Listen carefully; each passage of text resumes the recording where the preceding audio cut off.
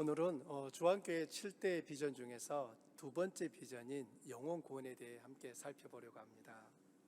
여러분은 교회가 해야 할 가장 중요한 일이 무엇이라고 생각하십니까? 어떤 분은 이건 사람마다 참 대답이 다를 텐데, 어떤 분은 예배라고 할 수도 있고, 또 어떤 분은 선교, 또 구제, 또 어떤 분은 교육, 다양한 그런 각각의 저마다의 생각이 있으실 것입니다.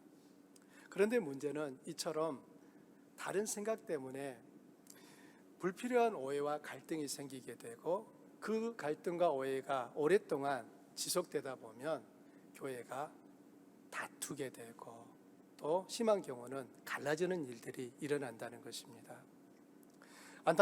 안타깝게도 교회가 다투고 갈라지는 이유는 그건 한국에 있던 미국에 있던 거의 같은 이유 때문인 것 같습니다. 어떤 정말 특별한 문제가 될 만한 이슈가 있는 경우도 있지만, 더 많은 경우는 서로 다른 생각들 때문이에요. 그 생각들이 일치하지 못하다 보니까 결국은 내가 오라 네가 오라 이렇게 하다 보니까 교회가 갈라지는 일들이 있게 되는 것입니다. 그런데 교회가 그렇게 갈라지게 되면 이 아픔은 굉장히 큽니다. 교회 안에 있는 이들에게 있어서는 한 번, 두 번 그런 교회가 갈라지는 깊은 상처를 받게 되면 아예 교회를 떠나서 다시 돌아오지 않는 경우들이 너무나 많습니다. 주님을 사랑함으로 모인 교회가 서로의 다른 생각 때문에 서로에게 고통을 남기고 깊은 상처를 남기는 이런 악순환을 끊을 방법은 없을까요? 결론부터 말씀드리면 있습니다. 각자 자기의 생각을 내려놓고 주님의 말씀을 듣는 것입니다. 내 생각이 맞아, 내 생각은 이래 라고 했던 것들을 내려놓고 거기에 대하여서 주님이 어떤 답을 주시는지 듣는 것입니다.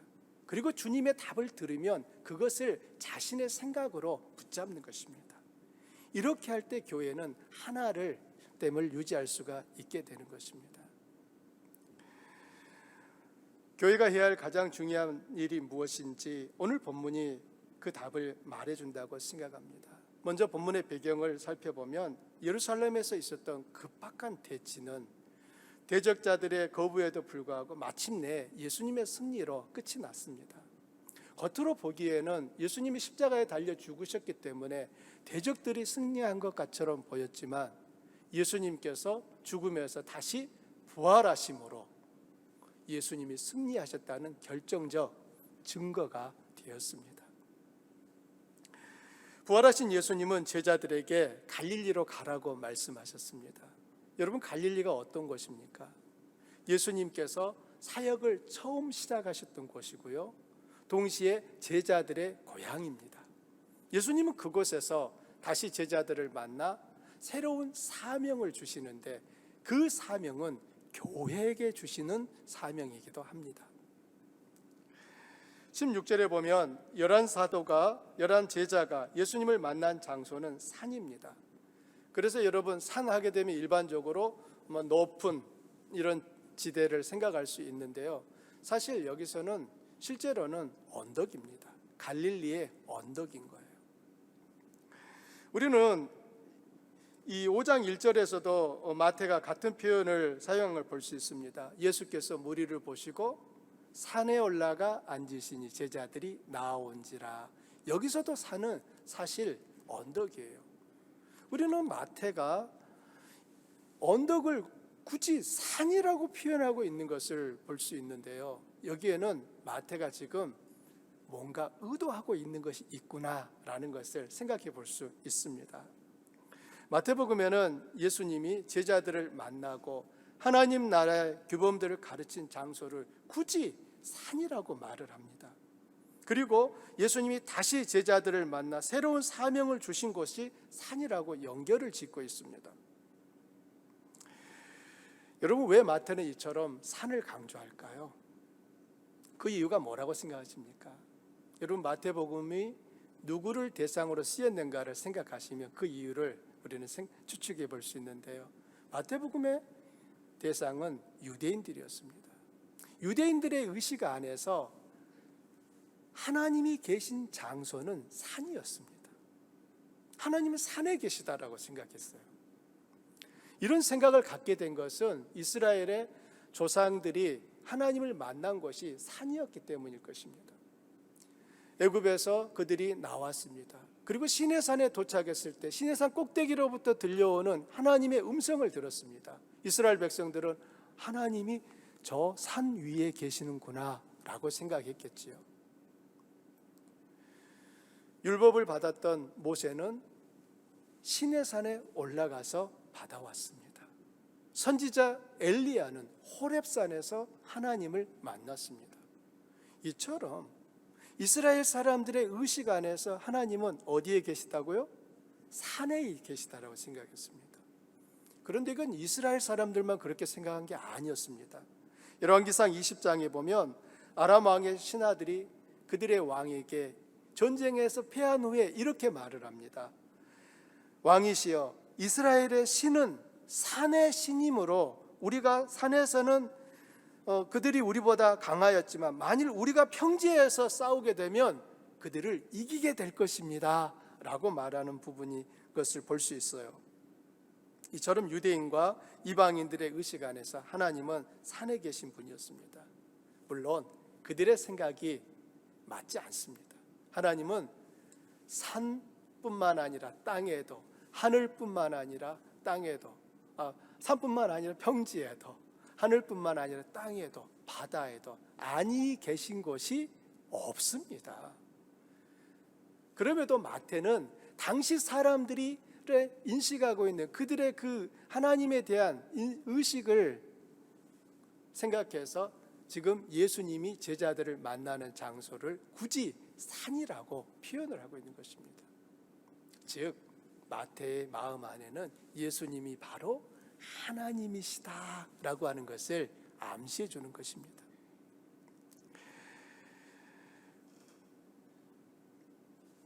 이런 마태의 의도가 18절에 보게 되면 보다 분명하게 드러납니다. 여러분 18절을 함께 읽어보실까요? 예수께서 나와 말씀하여 이르시되 하늘과 땅의 모든 권세를 내게 주셨으니. 지금 이 말을 누가 하고 계시는 거예요? 예수님이 하시는 거예요. 하늘과 땅의 모든 권세를 내가 가지고 있다라고 말씀합니다. 여러분, 하늘과 땅의 모든 권세를 가졌다는 것은 어떤 의미죠? 그분은 탁월한 인간 설교자 이상, 메시아 그 이상, 바로 하나님이다, 그 말을 하는 것입니다. 본래 하늘과 땅을 다스리는 권세는 성부 하나님께서 가지고 계셨습니다. 그런데 그 권세를 성부께서는 예수님이 십자가에 죽으시고 부활하신 후에 예수님의 권한에 다 맡겨주셨습니다. 마지막 날 우리들이 하나님 앞에 서서 심판을 받게 될 텐데요, 그때 심판하시는 분이 바로 예수님이십니다. 심판의 권세를 가지고 계셨고 심판을 행하실 그 일이 예수 그리스도 성자 하나님께 있는 것입니다. 예수님은 이전에도 사탄으로부터 네가 내게 엎드려 절하면 내가 천하 만국과 그 영광을 내게 줄게 라고 하는 제안을 받은 적이 있었습니다. 그때 예수님은 거부하셨지요. 그리고 예수님은 하나님께 순종하심으로 사탄이 제시했던 것보다도 더 큰 권세를 가지시게 되었다는 사실입니다. 할렐루야. 우리 삶에 있어서 늘 이 사실이 참 중요합니다. 우리에게 있어서 가장 좋은 것을 주실 수 있는 분, 가장 큰 권세를 가지신 분은 하나님이셔요. 사탄은 하나님을 흉내내서 마치 하나님만이 주실 수 있는 것을 그가 줄 수 있는 것처럼 제시하고 있지만 사실은 하나님이 주시는 것이 참된 것이고 온전한 것이라는 것을 믿으시기를 바랍니다. 예수님이 누구신가는 그분이 하신 일과 그분이 하나님을 어떻게 부르셨는가를 보면 보다 분명해집니다.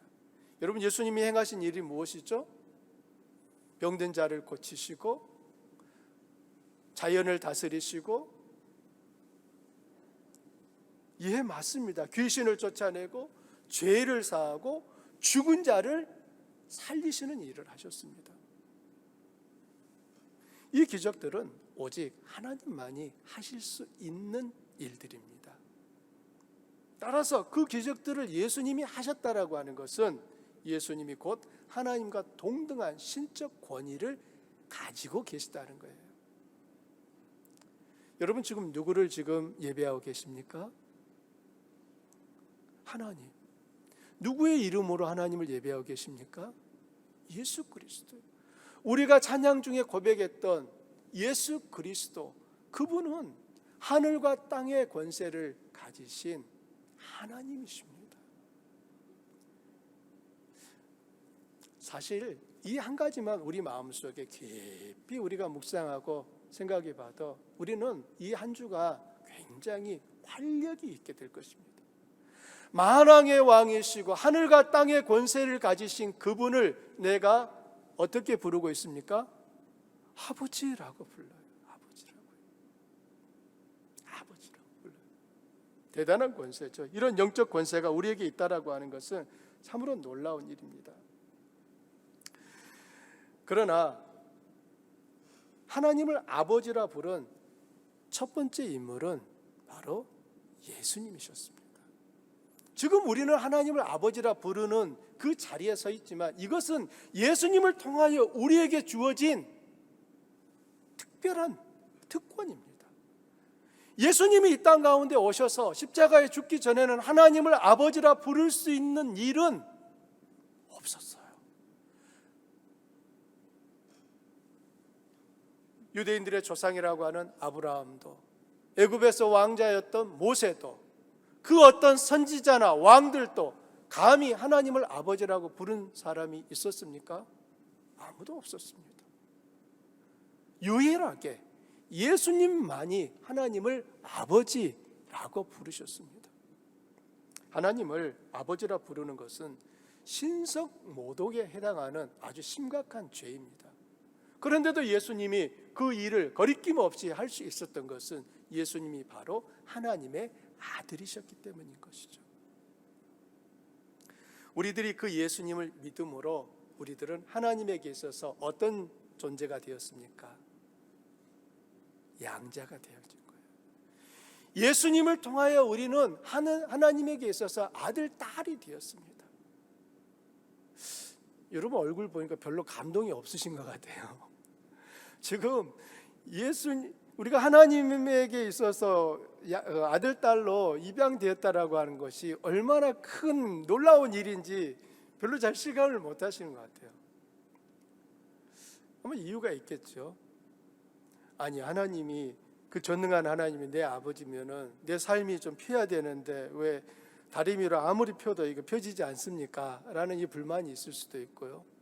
아니면은 하나님이 내 아버지라고 하면은 정말 뭔가 좀 더 큰 놀라운 힘들이 주어져야 되는데 왜 내 삶에 그게 오지 않습니까? 라는 불만일 수도 있는데, 여러분 마음을 열고 곰곰이 생각을 해보십시오. 제가 아까 광고 시간에 말씀드렸던 것처럼 제가 오늘 우리 이제 은성이 형제님 처음 만났지만 제가 생각할 때 아마 은성이 형제님에게 있어서 가장 센 존재는 아들일 거예요. 아들. 아내도 아버님도 어머님도 아니고 아들일 거예요. 아들. 아들은 절대 못 이길 거예요. 이건 은성이 형제만 그렇습니까? 우리 모두에게 일어나는 일입니다.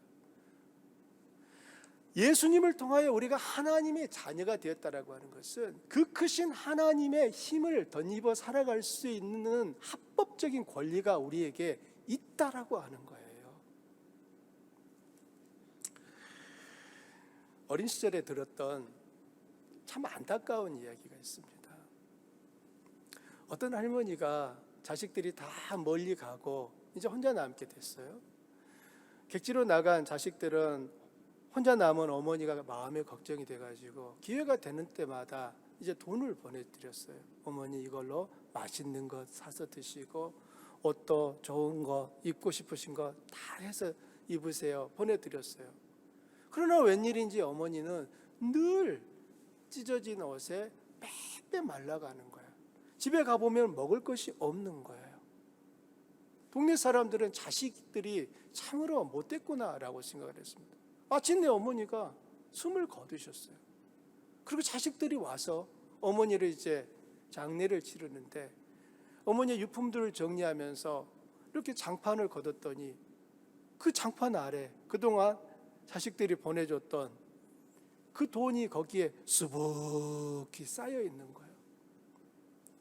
어머니는 자식들이 보내준 그 돈을 가지고 한 푼도 쓰지 않고 그냥 빼빼 말라서 힘들게 고생만 하다가 돌아가셨다는 얘기였습니다. 여러분, 이 어머니를 생각하면서 어떤 생각이 드십니까? 참 그 어머니는 근검 전략 정신이 투철했구나. 두 번째, 너무너무 자식들을 많이 사랑했구나. 세 번째, 바보였구나. 여러분 어떻게 생각되십니까? 제가 생각할 때는 좀 심하게 말해서 그렇지 3번이라고 생각합니다.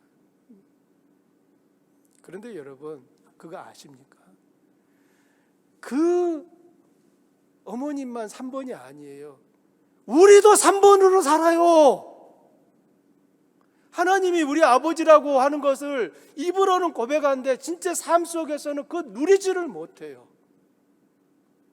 하나님은 아버지, 전능한 하나님, 모든 만물을 창조하신 분, 나는 그분의 아들, 그거 믿고 알아요. 그러면서도 정작 그 자녀가 누려야 될 그 영광은, 그 권세는 다 장판 밑에다가 다 넣어놓고 지내신단 말입니다.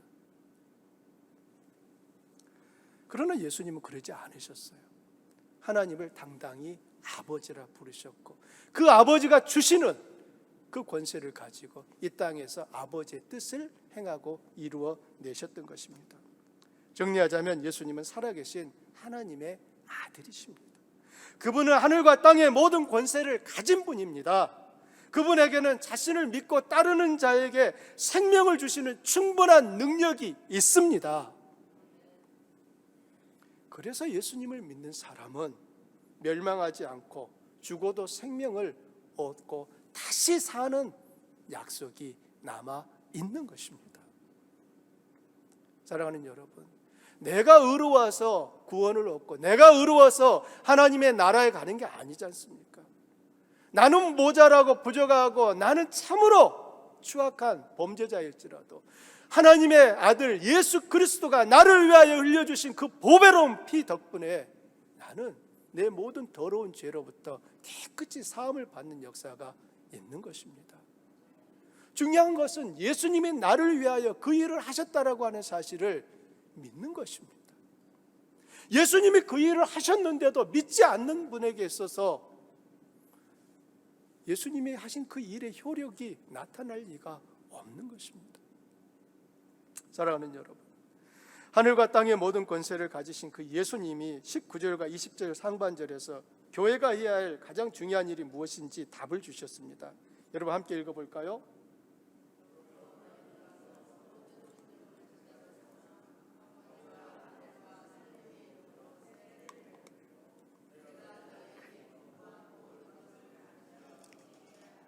아멘.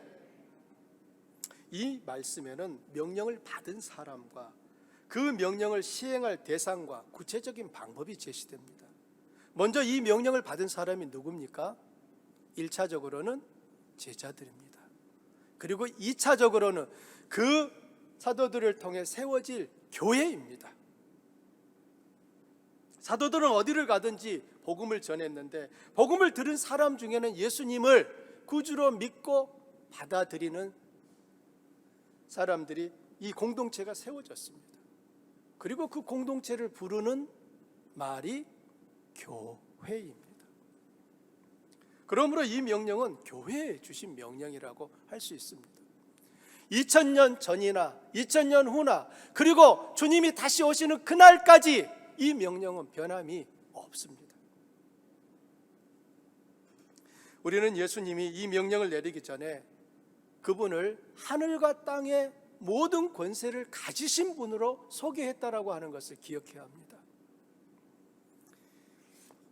여기에는 예수님의 의도가 있습니다. 그것은 누구든지 이 명령에 반드시 복종해야 한다는 의미이고요, 그 누구도 이 명령을 바꿀 수 없다는 의미입니다. 하늘과 땅의 모든 권세를 가지신 분이 말씀하신 거예요. 그러므로 여기에 대하여서 그 누구도 바꾸지 못한다는 거예요. 다음으로 이 명령을 실행해야 할 대상은 모든 민족입니다. 이스라엘 사람만이 아니에요. 하나님이 창조하셨으나 타락하여 죽음 앞에 서 있는 모든 나라, 모든 백성이 그 대상입니다. 바로 이 명령 때문에 136년 전에 우리 조국에 선교사들이 찾아와 그들의 생애를 바쳤고, 지금도 열방을 향해 정든 고국과 부모와 친구들을 떠나 낯선 땅으로 가는 발걸음이 계속되고 있는 것입니다. 18절과 20절에는 모든이라고 하는 이 단어가 4번 반복되어 나오는데요, 한글 성경에는 모든 3번의 모든과 마지막에는 항상으로 번역을 해놨습니다. 그렇지만 영어 성경에 보면은 모든으로 번역하고 있고요, 원문에도 모든으로 이 구절을 번역하고 있는 것을 볼 수 있습니다. 모든 권세, 모든 민족, 모든 것, 모든 때라는 의미입니다. 마태복음의 권위 있는 학자인 프랜스 교수는 이 구절을 해석하면서 지금까지는 간헐적으로 제시된 예수님의 우주적 권세가 이 마지막 선언 속에 녹아든 것이라고 말합니다. 앞에서는 잠깐 보여줬던 그 예수님의 우주적 권세의 모든 내용이 바로 이 구절 속에 그대로 다 담겨 있다는 것입니다. 따라서 마태복음을 읽는 사람들이 할 수 있는 유일한 반응은, 먼저는 11 제자와 함께 하늘과 땅의 주인이신 그분에게 엎드려 경배하는 것이고, 두 번째는 하나님 나라의 복음을 모든 민족에게 전하는 그 사역에 동참하는 것이고, 마지막은 이 세상이 우리의 삶을 최악의 상황으로 몰고 갈지라도 우리는 볼지어다 내가 세상 끝날까지 너와 항상 함께 있으리라는 이 주님의 약속을 붙잡고 굳게 서는 것입니다. 제자들은 이 마지막 장면에서 아무 말도 하지 않습니다. 평소 같으면은 질문을 했을 법한데 이 마지막 말씀을 하실 때는 아무 말도 하지 아니하고 침묵을 하고 있습니다. 오직 모든 초점이 예수님 그분에게 모아져 있습니다. 단지 제자들은 듣고 깨닫고 순종할 뿐입니다. 우리 역시 우리에게 명령하시는 분이 누구신가를 마음에 새기셔야 합니다. 사랑하는 여러분, 다시 여쭙습니다. 여러분에게 이 명령을 하시는 분이 누구십니까? 예수 그리스도. 예수 그리스도 그분은 누구십니까? 하늘과 땅의 모든 권세를 가지신 분. 또 그 명령은 세상 끝날까지 우리가 수행해야 할 제자 공동체의 토대라고 하는 것을 기억해야 됩니다. 이 명령은 우리가 끝까지 주님 오시는 그날까지 붙잡고 준행해야 될 바로 그 토대입니다. 그러므로 교회가 해야 하는 가장 중요한 일은 영혼 구원입니다. 주님이 주신 이 명령에는 4개의 동사가 나옵니다. 가서 제자로 삼아 세례를 베풀고 지키도록 가르치라입니다. 이 중에서 주 동사는 제자로 삼합니다. 나머지는 이 주 동사를 꾸며주는 말들이에요. 제자를 삼도록 하기 위한 그 과정을, 방법을 말하는 것입니다. 제자로 삼아라고 하는 것은 제자를 만들라는 말인데요, 가서, 이것이 주 목적이고, 가서 세례를 베풀고 가르치라는 앞서 말씀드린 것처럼 제자를 만드는 과정을 묘사하고 있습니다. 가야 하고 세례를 베풀고 지키도록 가르치는 것은 모두 다 제자를 만들기 위한 수고와 노력을 의미하는 것입니다. 제자를 만들려면 어떻게 하라고요? 먼저는 가야 합니다. 흔히 오라는 말로 끝나지 않습니다. 우리 교회 한번 와봐, 이걸로 끝나는 게 아니에요. 가셔야 돼요. 가서 그분을 데리고 오셔야 그분이 올 수 있습니다.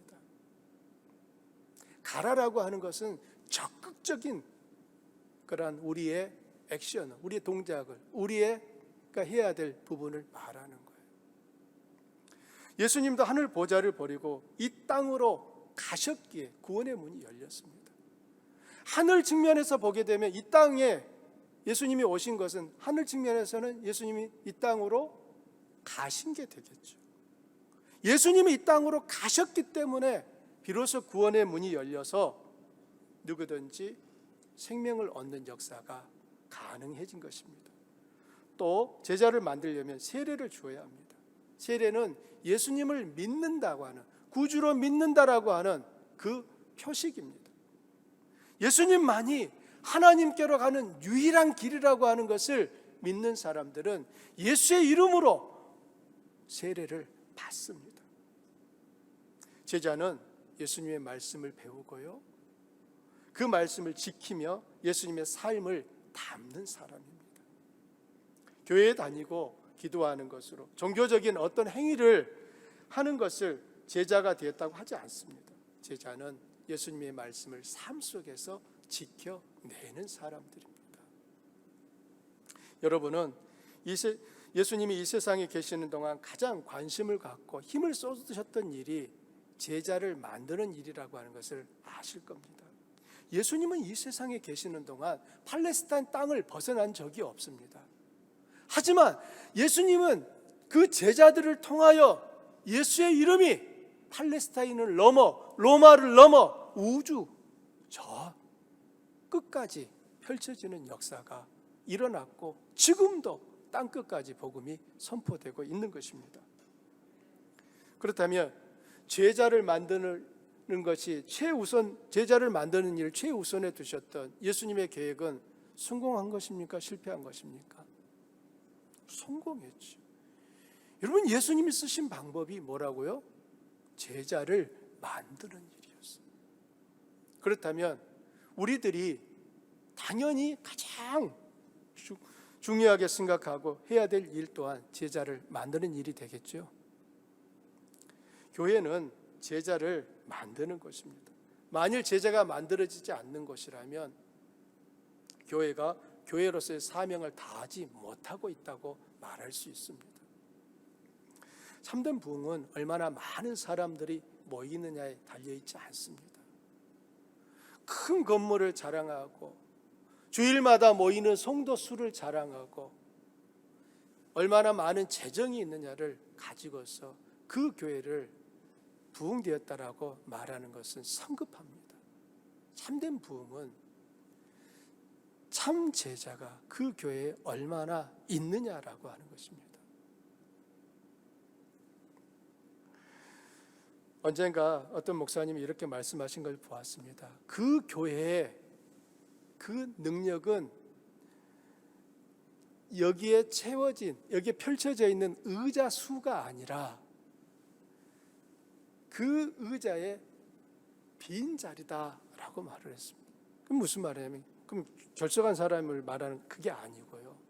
흔히 얘기하기를 교회에 많은 사람이 온 것을 가지고서 그 교회의 그러한 크기를 생각하는데, 실제 그 교회가 크다라고 하는 것은 주의 명령을 가지고 세상 속으로 들어가 그 뜻을 펼쳐내는 사람들이 얼마나 있느냐가 결국 그 교회의 크기를 결정하는 거다라고 말을 했습니다. 제가 지난 시간에도 말씀드렸던 것처럼 제가 우리 성도님들로 인하여서 전혀 모르는 분들로부터 고맙다는 말을 듣고 김치 선물을 받고 식사 대접을 받고, 저는 단지 먹어서 좋은 게 아니고요, 우리 성도님들이 이렇게 사신다라고 하는 것을 통하여서 저는 너무 감사가 되더라고요.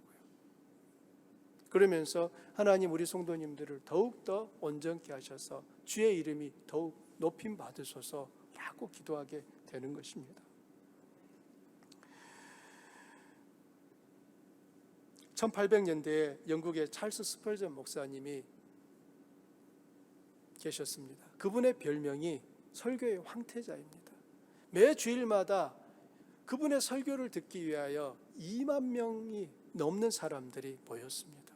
여러분 생각해 보십시오. 1800년대에 2만 명의 사람이 모였다면 어마어마하게 큰 교회 아닙니까? 그런데 현재 그 큰 교회는 역사의 유물로 남은 지 오래되었습니다. 그 교회는 많은 성도들이 모였어요. 하지만 제자를 만드는, 믿음을 다음 세대에 계승하는 그 일에 있어서는 실패하고 말았던 것입니다. 그러다 보니 지금 그것은 한때 이러했어 라고 하는 유적지가 되고 만 것이지요. 물론 우리에게는 건물도 필요하고 사람을 모으는 것도 필요합니다. 그러나 그것 자체가 교회의 사명이 될 수는 없는 것입니다. 교회의 목적, 교회의 사명은 제자를 만드는 것입니다. 그렇다면 제자의 특징은 무엇일까요? 제자는 예수님의 삶을 배우고 그것을 전수하는 사람들입니다. 예수님과 같은 삶을 살도록 사람을 키워내고 그렇게 살도록 사람을 가르치는 사람들이 바로 제자인 것입니다. 그러면 우리가 제자를 만들기 위해 해야 할 실제적인 일은 무엇입니까? 함께 따라해 보십시오. 영혼 구원. 영혼 구원에 관심을 갖는 것이 그 출발점입니다. 영혼 구원은 전도와 선교를 통해서 이루어지는데 어떤 분들은 특별한 사람들만 하는 일이라고 생각합니다. 틀린 생각입니다. 영혼 구원은 예수님을 구주로 믿는 성도라면 누구나 해야 할 책임이고 의무입니다. 20절에서 가르치다라고 하는 이 동사의 주어는 제자들이에요. 이전까지 마태의 이야기 속에서 가르치는 분은 언제나 예수님이었습니다. 그러나 이제는 제자들이 가르치는 자가 되었습니다. 이것은 예수님이 죽으시고 부활하신 일로 이어진 결정적 변화입니다. 제자들의 삶은 예수님의 죽으심과 부활 이후에 완전히 바뀌었어요. 그 전까지는 항상 배우기만 했던 사람들이었어요. 그러나 예수님의 죽으심과 부활을 목격한 이후에 그들은 사람들을 가르칠 수 있는 존재가 된 것입니다. 영혼 구원은 바로 우리가 해야 할 일이라는 것을 부정할 수 있는 증거는 하나도 없습니다. 다만 그 일에 순종할 것인지 불순종할 것인지 그 선택만 남아 있습니다. 저는 우리 모두 순종을 선택하시기를 축복합니다. 영혼을 구원하는 효과적인 방법은 관계 전도예요. 사람들은 누구나 인간관계망 안에서 살아갑니다. 자신을 중심으로 그 주변에 가족이 있고 친구가 있고 더 그 망을 확대해 보면은 비즈니스에서 만나는 사람들이 있고요, 이웃들이 있고요, 더 다양한 사람들이 그 망 안에 있습니다.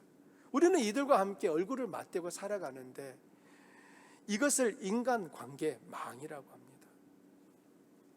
사람들이 교회에 오는 동기를 살펴보게 되면 그 교회에 가족이 있거나 친구가 있었습니다. 간혹 그냥 아무도 아는 사람 없지만은 오는 경우도 있어요. 그러나 그 일은 굉장히 드뭅니다.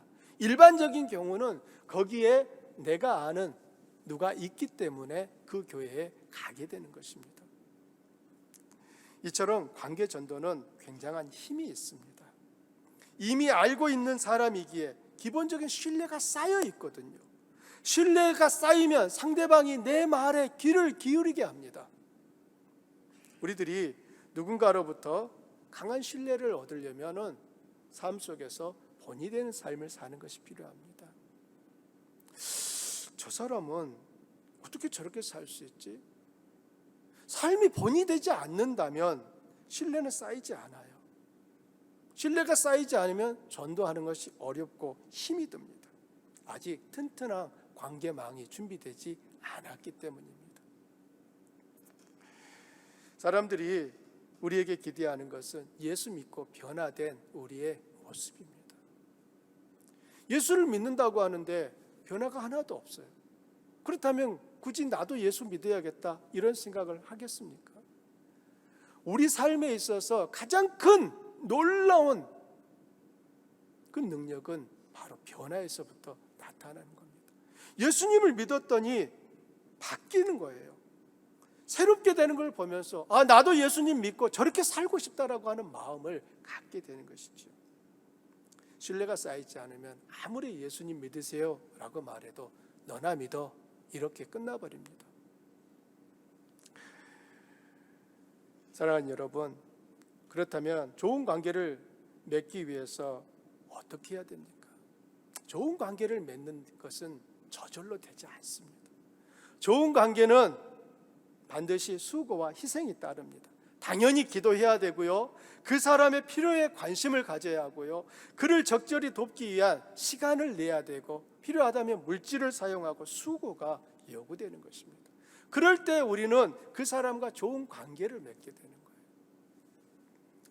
어떤 경우는 많은 분들이 복음을 전한 후에 당장 눈에 결과가 나타나지 않는 것 때문에 상처를 받고 또 실망하는 것을 봅니다. 자신이 실패하고 헛수고했다라고 생각하시는 거예요. 그런데 조금 더 그럴 필요가 없다는 것을 아셔야 합니다. 여러분이 복음을 전하셨다면 잘하신 거예요. 칭찬받으셔야 될 일을 하신 것입니다.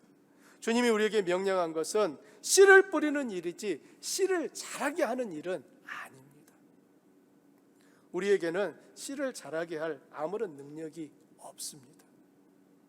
우리가 할 수 있는 일은 씨를 뿌리는 것과 물을 주는 일은 할 수 있습니다. 하지만 그 씨가 땅을 뚫고 자라나 새싹이 나오고 그 새싹이 더 자라나 나무가 되고 그 나무가 더 자라나 열매를 맺게 하는 것은 이것은 하나님만이 하실 수 있는 일인 것입니다. 여러분, 하나님의 약속은 간단합니다. 눈물을 흘리며 씨를 뿌리는 자는 기쁨으로 단을 거두리로다. 울며 씨를 뿌리러 나가는 자는 반드시 그 단을 가지고 돌아오리로다.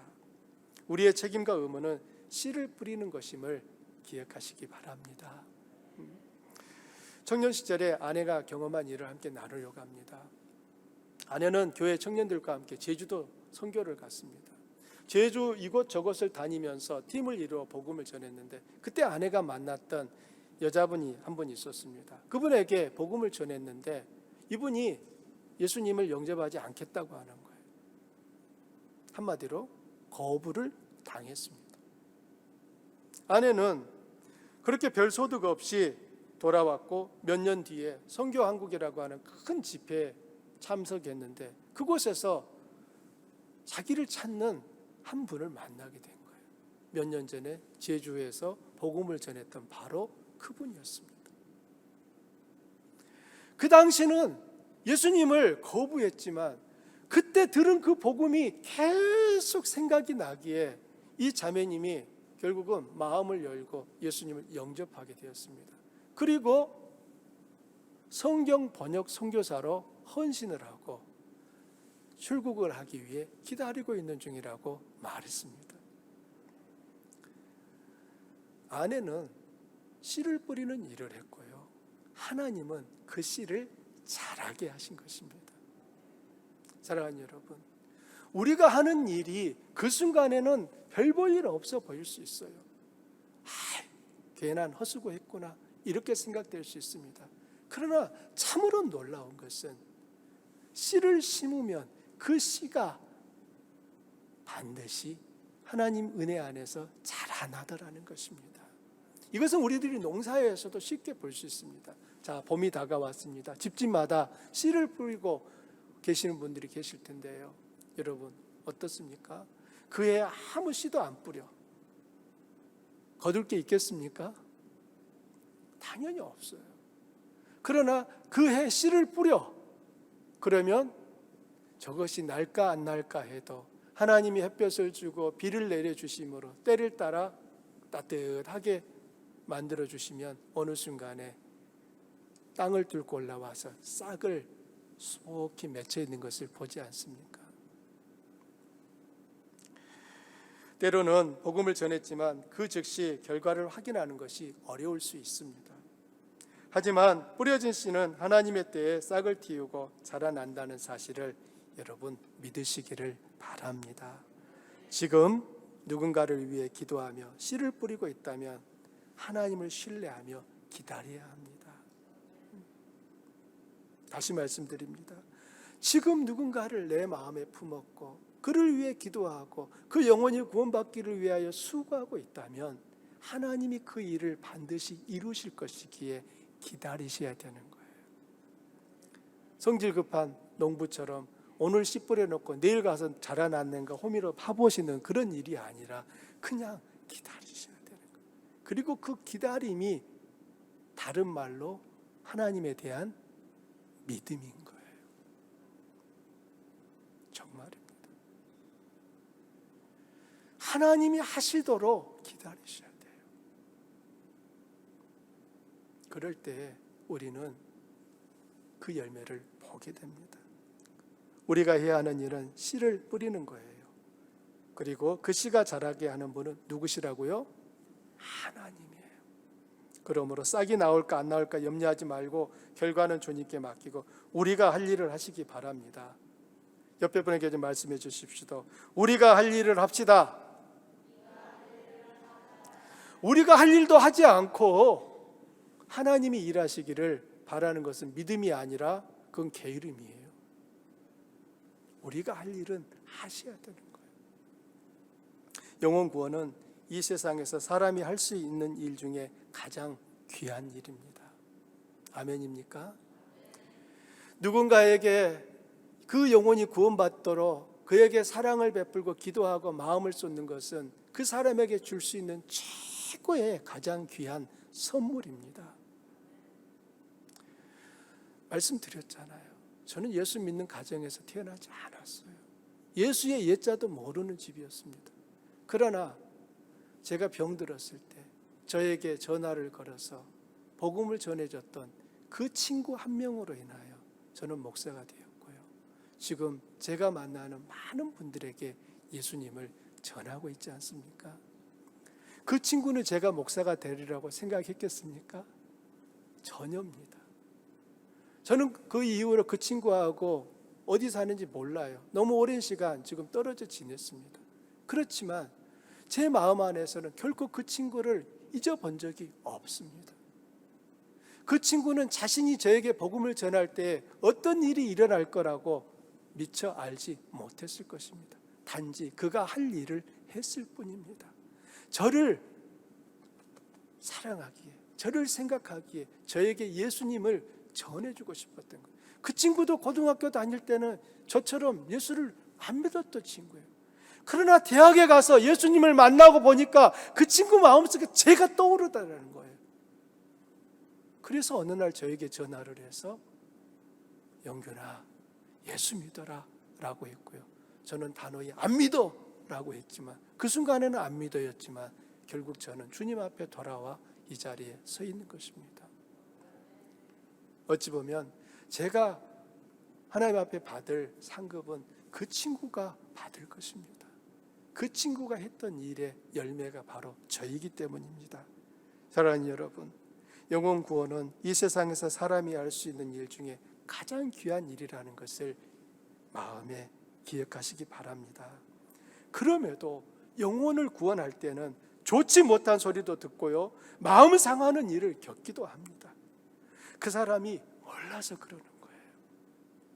그것 때문에 속상해가지고 그래 오늘부터 이제 너한테 더 이상 복음 전하는 일을 멈출란다 이렇게 하면은 지는 거예요. 속는 거예요. 그가 몰라서 그래요. 나중에 예수님 믿고 나면 가장 고맙고 기억나는 사람이 자기를 예수님 앞으로 인도해 준 바로 그 사람입니다. 예수님도 이 세상에 오셨을 때 세상 사람들은 그분을 알아보지도 못했고 환영하지도 못했고 급기야는 그분을 십자가에 쾅쾅쾅 못 박아 죽게 만들었습니다.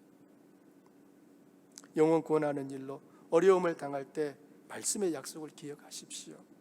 의를 위하여 박해를 받은 자는 복이 있나니 천국이 그들의 것임이라.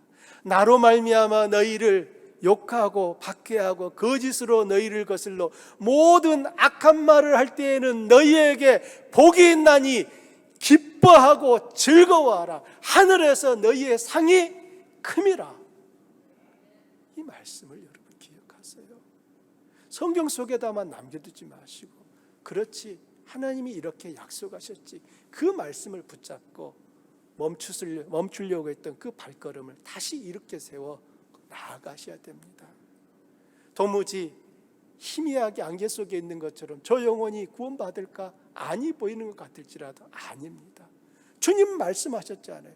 눈물로 씨를 뿌리는 자는 반드시 기쁨으로 그 단을 가지고 돌아오리로다. 사랑하는 여러분, 어떤 방식으로든 영혼 구원에 동참하시기 바랍니다. 삶의 자리에서 좋은 관계를 맺으시도록 힘을 쓰시기 바랍니다. 그리고 관계를 맺은 사람들에게 복음을 듣도록 도와주는 일이 매우 중요합니다. 여러분이 직접 복음을 전해도 좋고요, 만일 그것이 어렵다면 목장으로 초대하여 복음을 듣게 하는 것도 좋습니다. 목장에서 함께 그 영혼의 구원을 위해 협력하면 혼자 하는 것보다 훨씬 더 효과적입니다. 어떤 사람은 데려오고, 어떤 분은 그에게 친절을 대하고, 어떤 사람은 그에게 복음을 제시하며, 어떤 사람은 그에게 관심을 가져주고, 모든 것이 다 이렇게 합력해서 한 영혼의 구원이 목장 안에서 이루어질 수 있게 되는 것입니다.